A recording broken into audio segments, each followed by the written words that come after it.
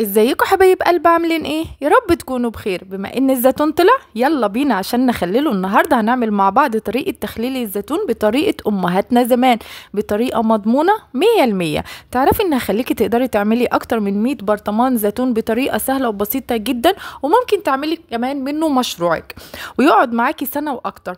تابعيني لاخر الفيديو عشان نعرف مع بعض كل تركاية مهمة في تخليل الزيتون، وازاي تظبطي الملح بتاعه بطريقة مضمونة 100%. انسي اي طريقة عملتيها قبل كده على اليوتيوب. لو انت ما تعرفنيش، انا اسمي زوزو. لو انت اول مرة تشوف القناة بتاعتي، ما تنسيش اعملي لي اشتراك ولايك كتير يا بنات وشير، وفعلي زر الجرس علشان يوصلك كل جديد من وصفاتنا الاقتصادية البسيطة اللي على قد الايد. يلا بينا نسمي الله ونصلي على الرسول عليه افضل الصلاة والسلام، ونبدأ وصفة التخليل بتاعتنا. انا جايبة بقى الزيتون والشطة والليمون زي ما انتوا شايفين كده، بس انا بوريكم شكله عامل ازاي، لخبطت كله على بعضه. وما ننساش الجزر بتاعنا. الزيتون بتاعك اللي انت هتخلليه وهتاكليه بعد اسبوع او 10 ايام مش اكتر، لازم يكون الزيتون التفاحي. انا جايبه الزيتون التفاحي زي ما انتوا شايفين، وبجيب ايدي الهون بتاعتي وابدا افدغه. مش هقطعه بالسكينه ولا هفتحه بالسكينه ولا هعمله سليم. الزيتون التفاحي تجيبي ايدي الهون بتاعتك او ظهر كوبايه، وتبداي تفدغيه، تضغطي عليه كده هيقوم يتفتح معاكي. الزيتون العزيزي اللي هو العجيزي، هو ده اللي يتخزن ويقعد معاكي سنه ولحد رمضان ويبقى معاكي جميل جدا. شايفين شكل الزيتون التفاحي بتاعي بعد ما انا فدخته بايد الهون بتاعتي اهو، ولا تعبت بالسكينه ولا امسك واحده واحده ولا حاجه بالسكينه، بايد الهون وافضل افدغه زي ما انتوا شفتوا بالظبط. خلصت التفدير الزيتون، اجيب بقى الليمون الاخضر بتاعي زي ما انتوا شايفين كده، وابدا اقطعه بالسكينه. مش بحطه سليم، انا بعمله كده وبيطلع طعمه جميل جدا جدا. بصراحه انا عامله الفيديو ده من اسبوع، وفتحت على الزيتون امبارح، جميل جدا وتاكليه وطعمه حلو قوي بالطريقه دي. الفرق اللي احنا هنخزنه اللي هو هنحط الزيتون سليم زي ما هو، بس يكون الزيتون العزيزي. العزيزي ده اللي انتي تعمليه سليم، ما تفدغهوش. هيقعد معاكي لشهر رمضان ان شاء الله، ويقعد معاكي لأبعد شوية من شهر رمضان. بصراحة جميل جدا، وتطلعيه تلاقيه جامد وطعمه حلو قوي. بس طريقة التخليل واحدة واحدة، هيها طريقة التخليل. الفرق ان ده بنفدغه وده بنخلله سليم. ادي الليمون بتاعي بعد ما قطعته بالسكينة، انا بوريهولكم اهو شرايح تمام زي ما انتوا شايفين كده. يبقى قطعت كيلو الزيتون، تقطعي معاه نص كيلو ليمون اهو، وجبت الشطة بقى الخضرة بتاعتي الجميلة الحراقة علشان بقى يطلع معاكي زيتون صح الصح. الشطه الخضراء بصراحه انا كنت ماسكه المقص، ما بعرفش اقطعها بالسكينه لان هي بتكون حراقه جدا، فبمسك طرف الشطه بايدي والمقص وابدا اقطعها زي ما انتوا شايفين كده. ما بحطش الشطه بتاعتي سليمه، بتاخدي الشطايه صغيره زي الزيتونه بالظبط، بتبقى طعمها حلو قوي وهيعجبك.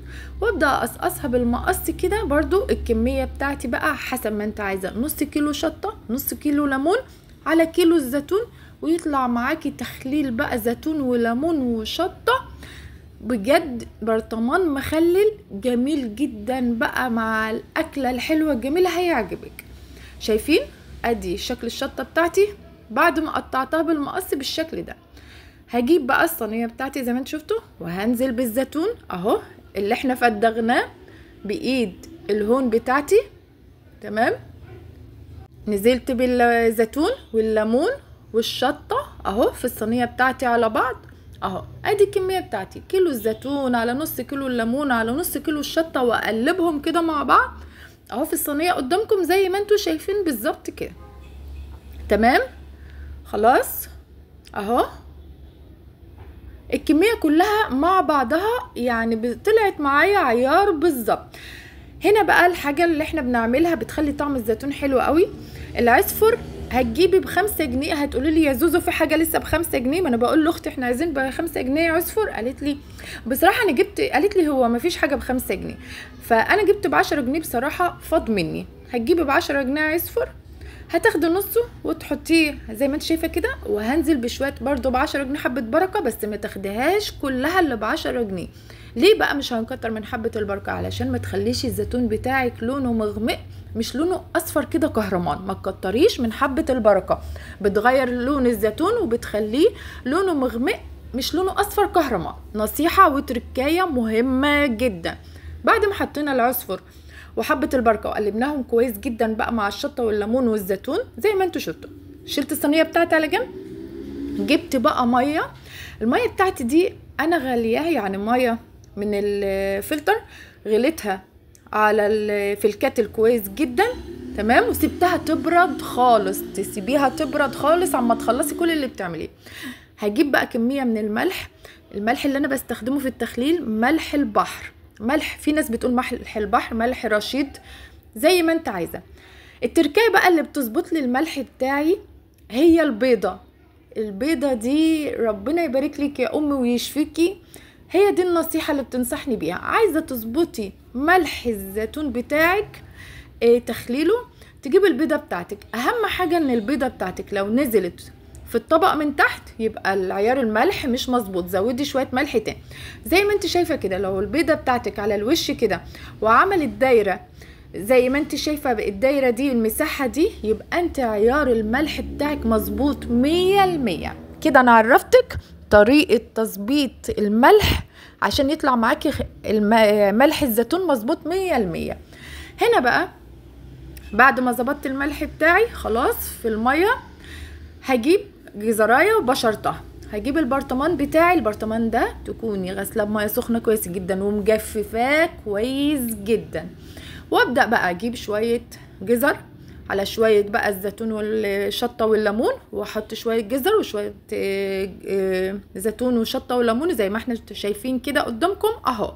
انا مليت البرطمان قدامكم اهو، شايفين الكميه ملت البرطمان ما شاء الله اللهم بارك اهو. برطمان كبير جدا مليان من كيلو زيتون ونص شطه ونص ليمون وجزرايه واحده بشرتها اهو زي ما انتوا شايفين كده، جميل جدا جدا. اجيب بقى الميه بتاعتي اللي احنا ظبطنا الملح فيها، ملح رشيد او ملح البحر او ملح خشن زي ما بتسميه عندكم. ده اللي بيظبط لك حدق الزيتون بتاعك، حدق تخليل الزيتون بيطلع معاكي جميل جدا جدا. هبدأ بقى املي البرطمان بتاعي بالميه اللي بالملح زي ما انتوا شايفين. بعد ما خلصته ومليت الميه، هسيب مساحة صغيرة من فوق جدا.